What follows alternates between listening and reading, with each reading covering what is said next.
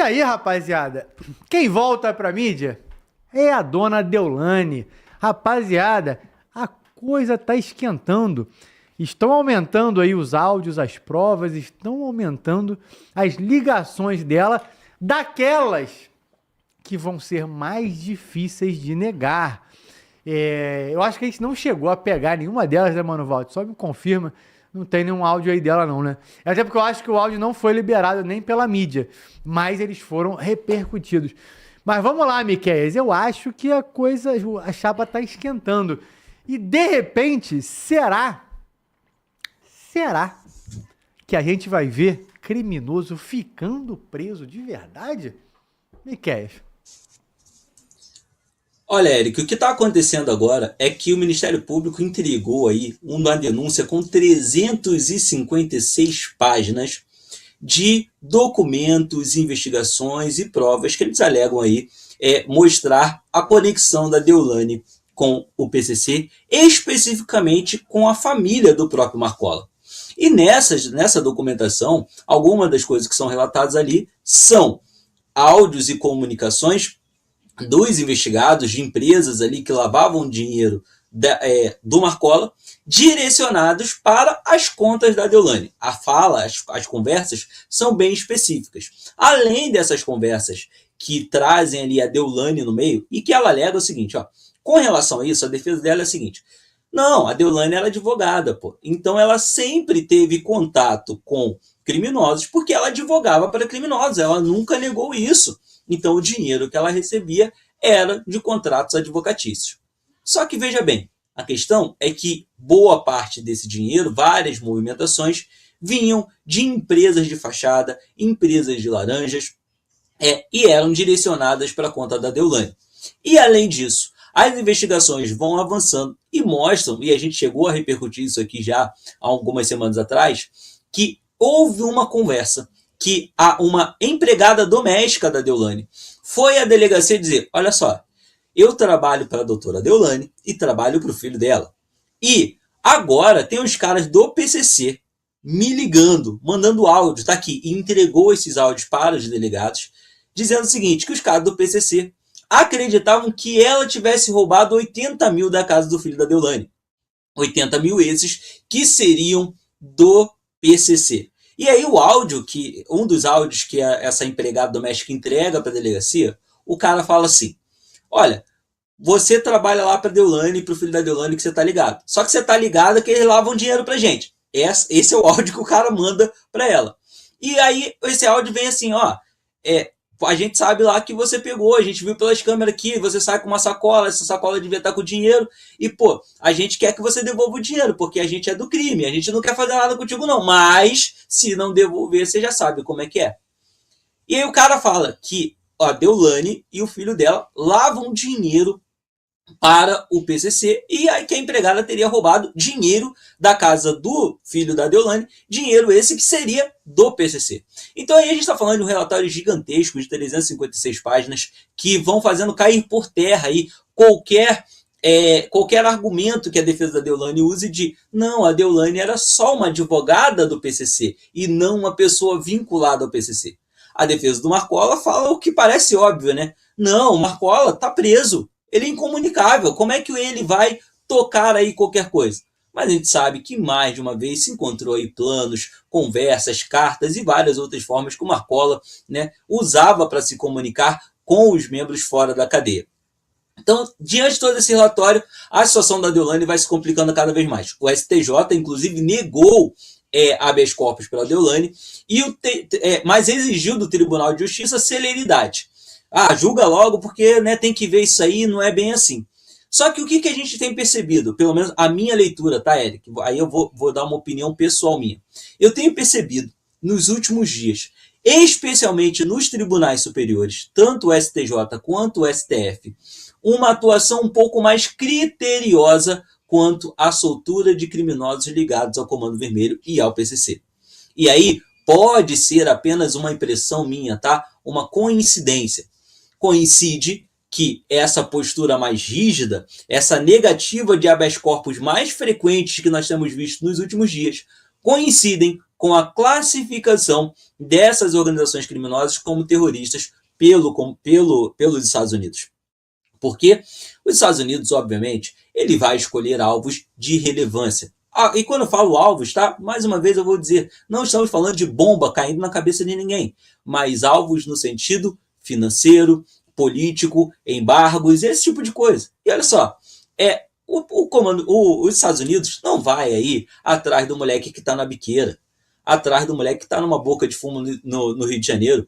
Por quê? Esse moleque não tem dinheiro nem para pagar um advogado decente, vamos ser francos. Esse moleque não tem 10, 15 mil para pagar um advogado para botar para um habeas corpus dele. Muitos deles são defendidos pela Defensoria Pública. Então, atrás de quem os Estados Unidos irá?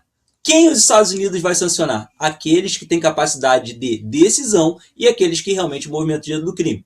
Então, pessoas como Deolane, como MC Pose, MC Rian, que são acusados aí de movimentarem e servirem como laranjas, mas laranjas grandes nesse esquema, esses caras se tornarão alvos. E, consequentemente, os Estados Unidos, no âmbito político, podem atacar também membros dos tribunais superiores que sejam considerados aí facilitadores da atuação desses criminosos. E vejam bem, quem tem dinheiro lá fora é quem é rico. E quem é rico nesse país? Quem assim, que destaca são os políticos e são também os membros do Poder Judiciário, principalmente dos tribunais superiores. Então, eu tenho visto um pouco mais de cautela no STJ e no STF nessas questões ligadas ao Comando Vermelho e ao PCC. Pode ser apenas uma coincidência, eu posso estar enxergando errado, mas eu não tenho visto aquelas decisões que eram muito comuns de o cara ser preso hoje e antes dele chegar na delegacia, nós vermos um habeas corpus sendo julgado. Nesse momento, os tribunais superiores parecem estar dedicando um pouco mais de tempo, um pouco mais de um olhar mais carinhoso. Não só os tribunais superiores, mas o governo federal também. O governo federal veio com uma história agora de criar escritórios antifacção no Rio de Janeiro e São Paulo. Um governo que nunca esteve preocupado de verdade em combater as facções, agora começa aí a falar um pouco mais sobre isso. O Alexandre de Moraes, na semana passada, junto com o Andrei Rodrigues, diretor da Polícia Federal, falaram aí, inclusive, em intensificar as ações contra o núcleo do Comando Vermelho no Rio de Janeiro e a classe política que possa estar ligada aí com o Comando Vermelho e milícia. Ora, causa estranheza a intensidade com que essas ações começam a surgir agora, a forma como as autoridades vêm falando mais sobre isso depois da classificação dessas organizações como terroristas. Porque tiveram muito tempo para agir, tiveram muito tempo para fazer, tiveram muitas oportunidades de negar habeas corpus. Mas isso está acontecendo com um pouco mais de frequência agora. Mas eu acho que pode ser só coincidência, eu posso estar enganado, eu posso estar olhando as notícias com um viés muito diferenciado. Vamos aguardar para ver, né, Eric? É isso, vamos lá. Cop Túlio, com você. Aliás, Cop Túlio não, Cop Túlio já veio antes aqui, o Batata. Potatoes. Ô, Miquel, você não tá errado, não. Você não tá enganado, não. Tá certo, sim. E por muitos anos eles ficaram nessa putice sem mais tamanho. Abriram as porteiras, entendeu? Para nós tivemos aí ano retrasado, ano passado, salvo engano, ano retrasado, fuga em massa no presídio de segurança máxima. Uma putice sem mais tamanho, cara. Sentença. O CNJ, o Conselho Nacional de Justiça, vem investigando centenas e talvez milhares de sentenças que são proferidas por tribunais do nosso judiciário que estão favorecendo o PCC e o CV. Isso já foi identificado e já está cansativo, cara. O problema é que a corda apertou, porque quem pode dar-lhe uma porrada não é mais o nosso governo. E é isso que nós gostamos. Porque quando falaram pra gente que a gente está preocupado com terra rara, que a gente está preocupado com o nosso nióbio, com o nosso petróleo, porque eles iam tirar a nossa soberania, a gente aqui embaixo, do Baixo Clero, nós estávamos cansados de ver essa putaria. E tem mais, quando eles fecharem as portas, tá? E a hipocrisia parar, quando parar com essa merda de 6, 8 advogados sustentados por traficantes que vão nos presídios de segurança máxima, que eu não sei de onde sai essa porra desse dinheiro, que isso é um absurdo, rapaz. Como que pode? Isso não entra na cabeça de animal nenhum, cara. O cara tá preso 20 anos.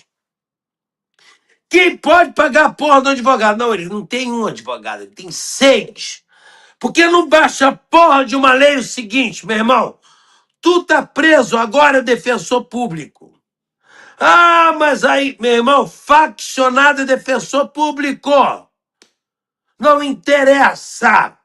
Faccionado, defensor público. Eu já cansei de falar esta merda. Vão fechar a torneira do crime, meu amigo. Se essa palhaçada continuar, é mais do mesmo. O Miquel não tá errado, não, e tem mais, tá? Foram tantos anos sem fazer porra nenhuma, tantos anos sem fazer nada, que eu quero ver o que vai acontecer agora com as ramificações das empresas de bens. Porque as lavagens de dinheiro, ela não só ocorrem no exterior, no exterior, elas ocorrem aqui também, e com empresas legais.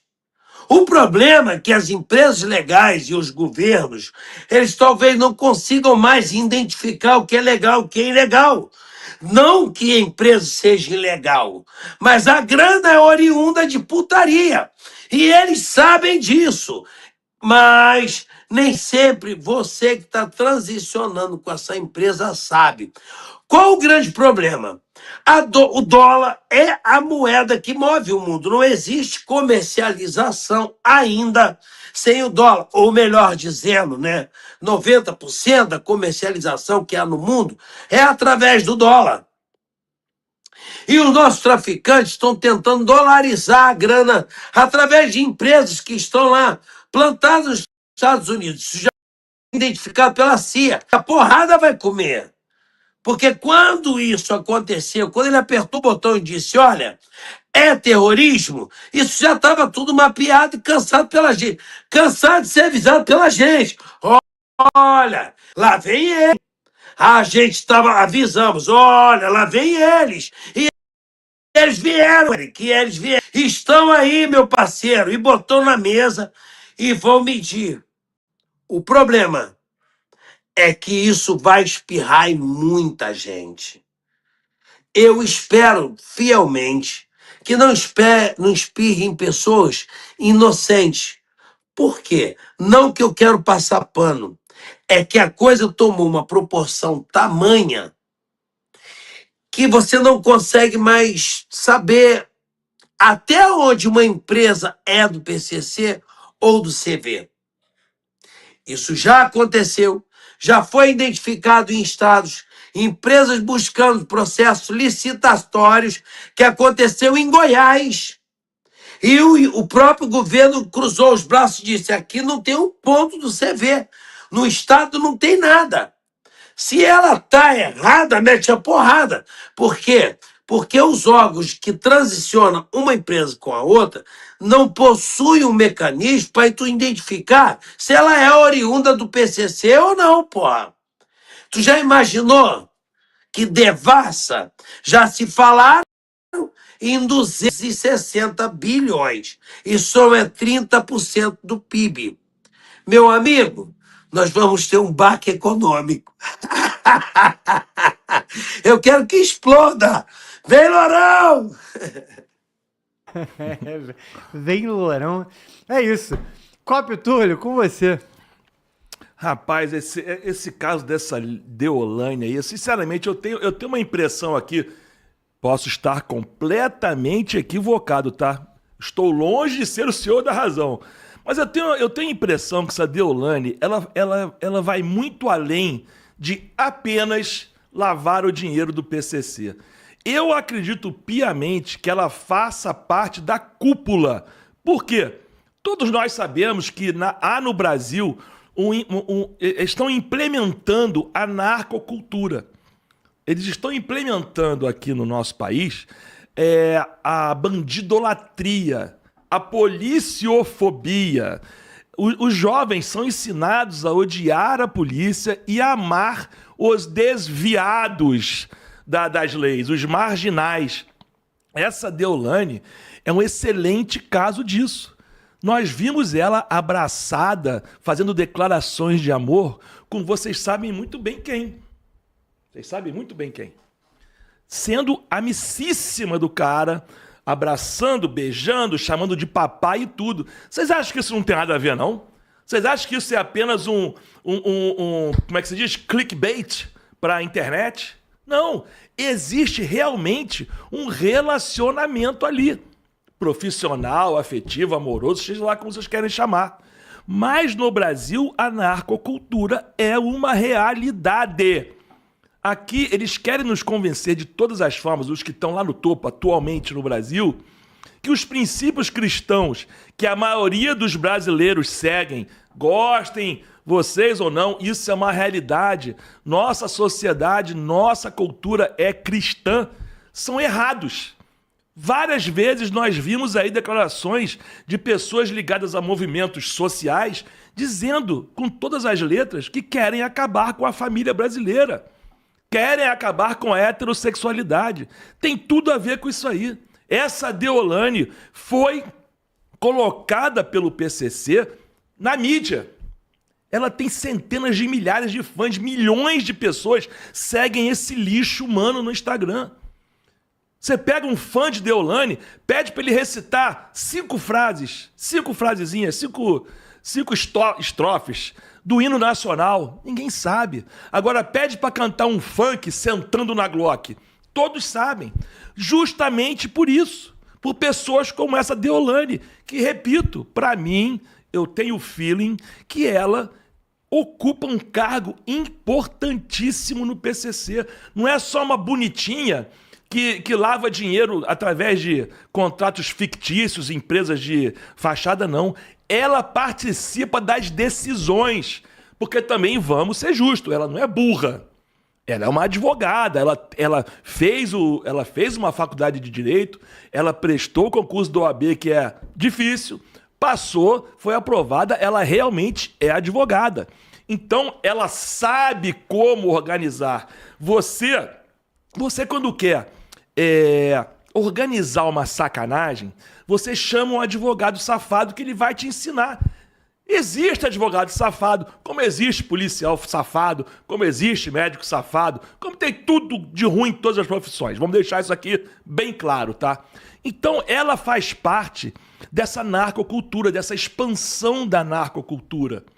Ela é o rostinho bonito do PCC, que manda no PCC. Os senhores acham que ela passa um mês na Itália, um mês na Europa, não sei aonde que ela vai aí, para passear? Para luxar nos lugares turísticos? Ou ela tá lá para estreitar as relações criminosas com o exterior? A gente sabe disso, Batata já falou várias vezes aqui, são 42 países onde o PCC está presente. Itália é um deles, França, Inglaterra. E a partir do momento que você entra na Europa, você entrou no aeroporto na Europa, você não precisa nem mais dar satisfação para onde você está indo. A Europa é desse tamaninho, minha gente. A Europa é pequenininha, mas tem muito dinheiro lá. Tem muito consumo de droga. E a droga que o PCC compra aqui na América do Sul, custa merreca, eles vendem com 1.000.000% de lucro lá. Vocês acham que o Deolane não está lá para organizar?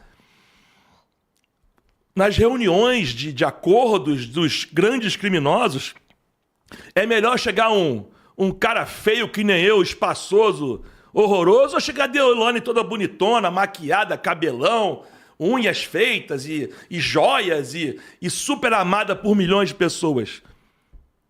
Os senhores, vamos ser honestos, cara. Vamos ser honestos. Mulher bonita, quando chega no lugar, ela faz uma presença e ela meio que hipnotiza os outros no ambiente. Isso é uma realidade. Pode me chamar de machista, mas isso é uma realidade. Deolane, para mim, repito, pela terceira vez, ela faz parte da cúpula do PCC. Ela não é apenas uma lavadora de dinheiro, não, porque é muito dinheiro. Pelo que eu vi aí na matéria, aí são 12 mansões em São Paulo, minha gente.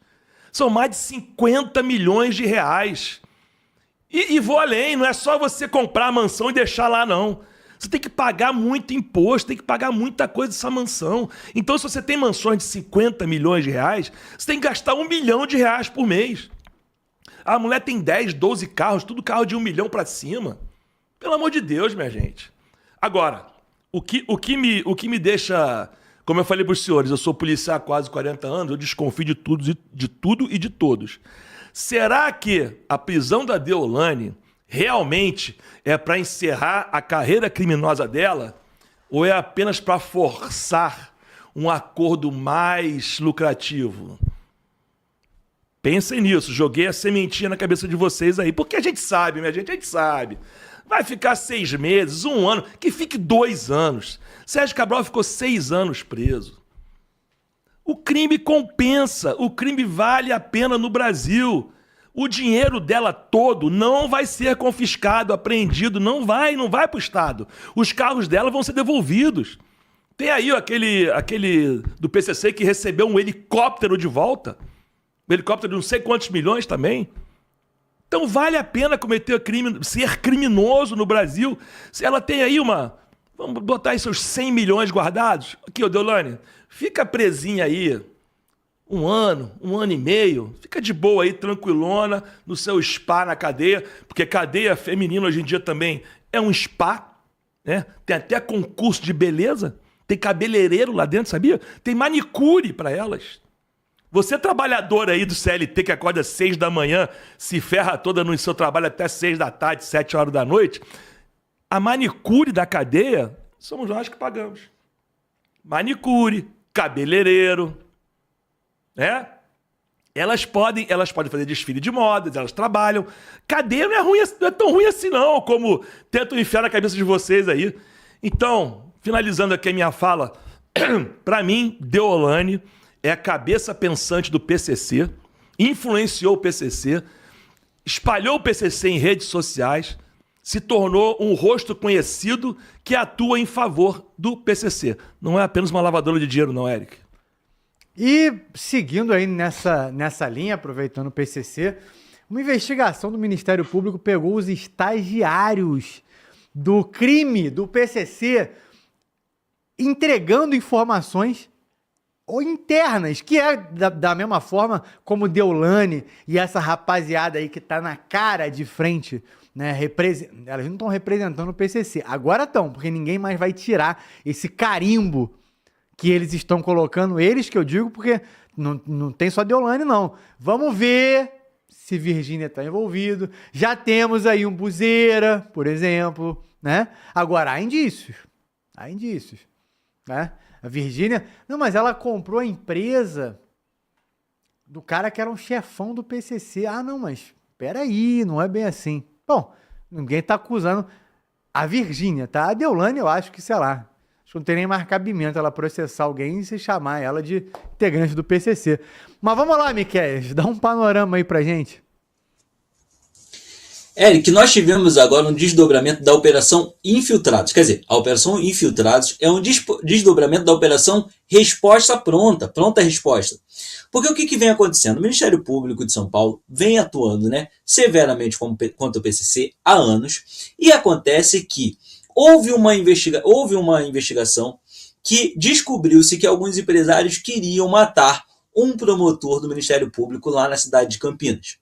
E aí, no desenrolar dessa operação, se descobre que esses criminosos, eles tinham relações também com estagiários do Ministério Público, estudantes de direito e alguns advogados já até formados, mas que estavam estagiando dentro do Ministério Público, se aproveitavam ali, e essas pessoas, sim, diferente daquele caso que a gente falou aqui na quarta-feira de um policial militar, essas pessoas, sim, elas tinham acesso a processos, a documentos pelas funções que elas exerciam e estavam repassando informações para os criminosos, mas não só repassando informações, tá?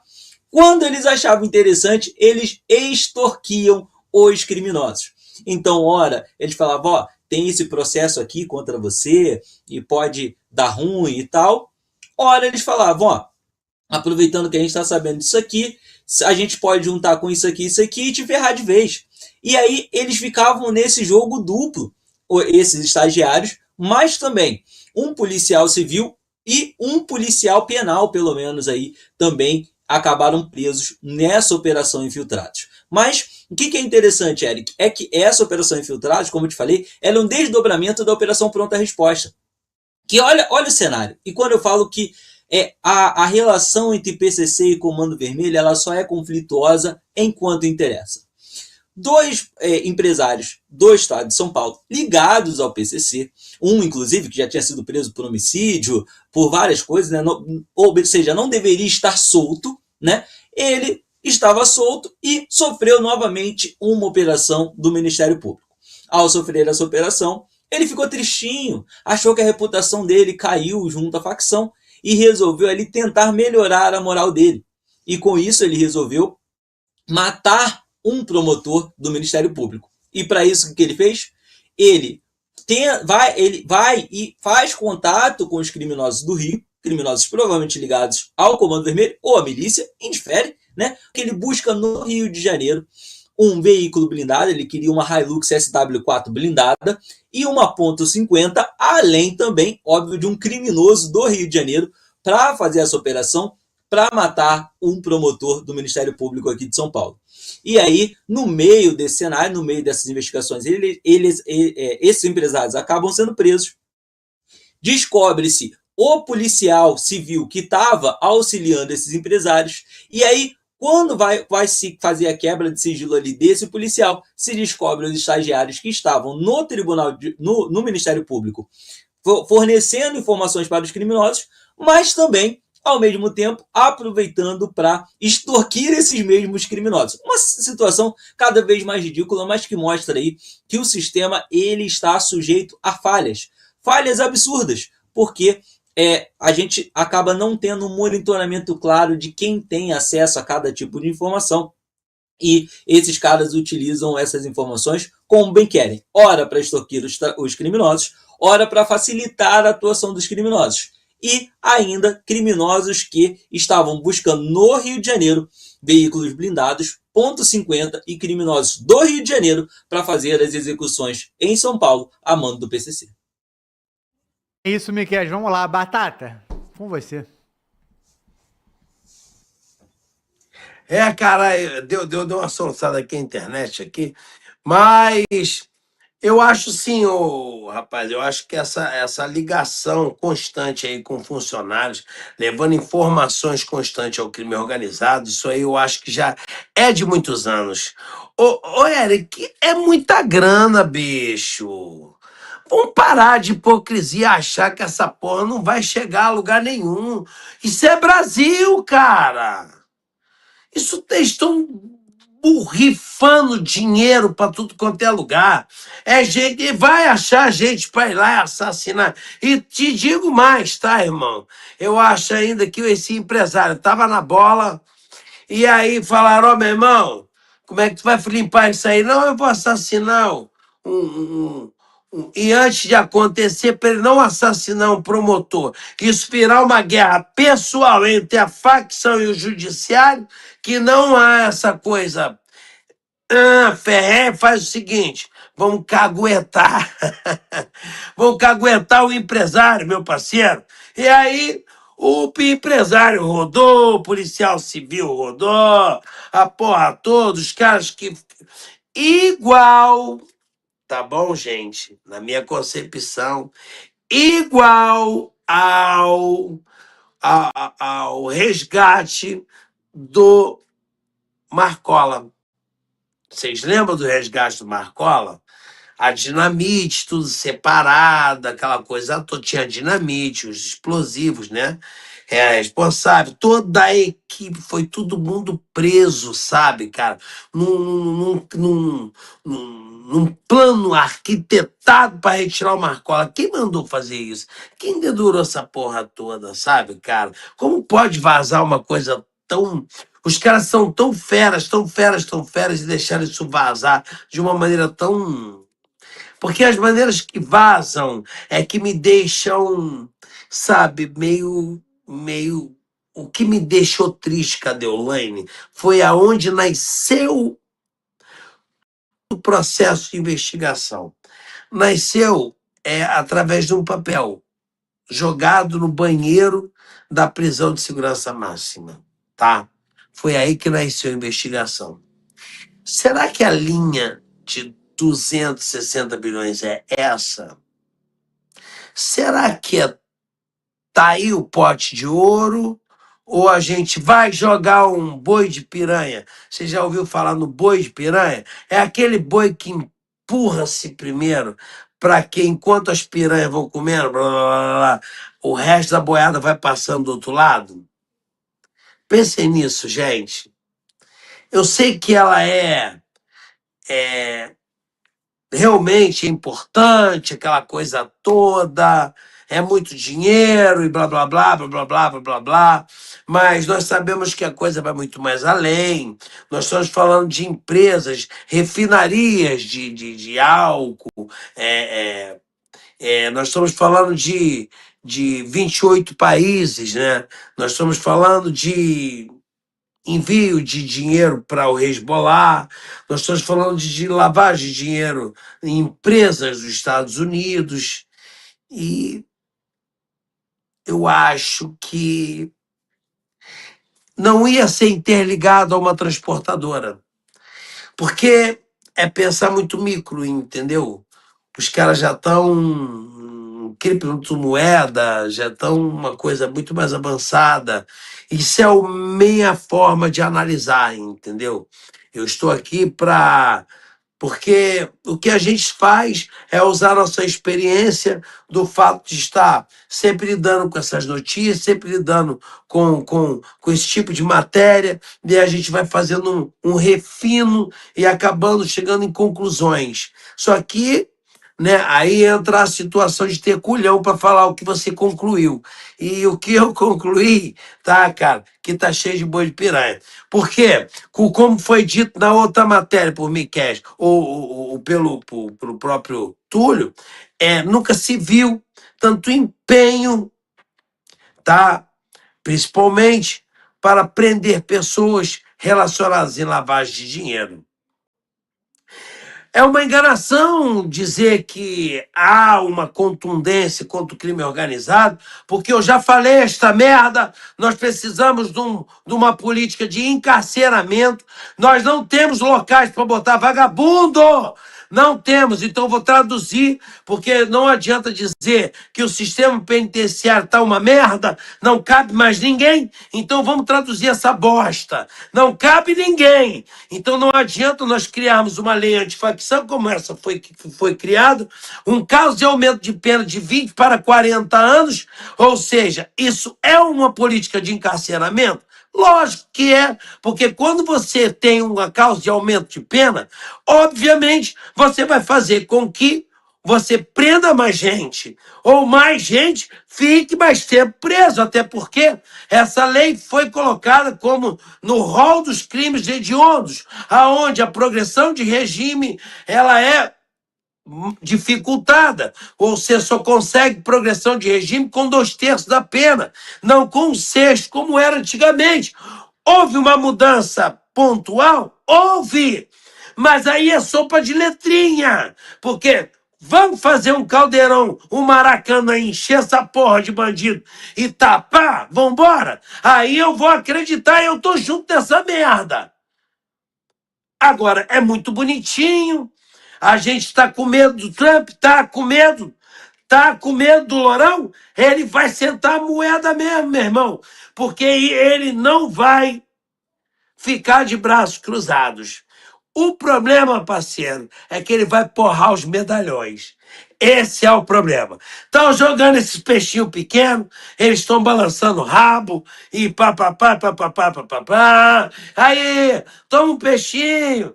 E aí, Lourão, aqui, ó, nós estamos trabalhando pra caraca. Mas ele tá vendo que essa porra não tá andando como deveria andar. E ele vai meter a porrada, porra. É a confiança que o povo brasileiro está tendo, meu irmão. E ele sabe que a população quer isso. Não sou eu, Eric, não é você, não é ninguém. São centenas de milhares de pessoas que estão sob o manto do Comando Vermelho, porra.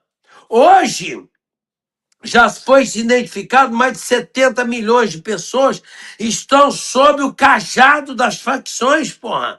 70 milhões de pessoas, 70 milhões de brasileiros. E posso dizer, os outros 150 milhões, que são quase 150 milhões, nós somos 213 milhões, né? Os outros 140 e pouquinho de milhões, tá? Vive com medo também. Vive com medo, sabe por quê? Porque você está inseguro. Quando um cara sai com uma porra de uma moto, andando pelo centro urbano, dizendo fecha essa merda toda, todo mundo baixa as portas, sabe por quê? Porque estão com medo das facções. E esse medo é medido por ausência da soberania estatal, ou seja, muito tempo com os braços cruzados, entendeu, irmão? Muito tempo. E agora precisa se fazer alguma coisa para dizer que limpou a casa. Mas, meu irmão, ele vai levantar o tapete. Ele vai levantar o tapete. E pode escrever, irmão, a porrada vai comer. Quem tá achando que ele tá atrás, que a porrada vai comer em Deolane, e não sei o quê, e não sei o quê. Eu acho que quando o cajado vier, vai bater em cabeça muito mais lá de cima. Espera pra tu ver.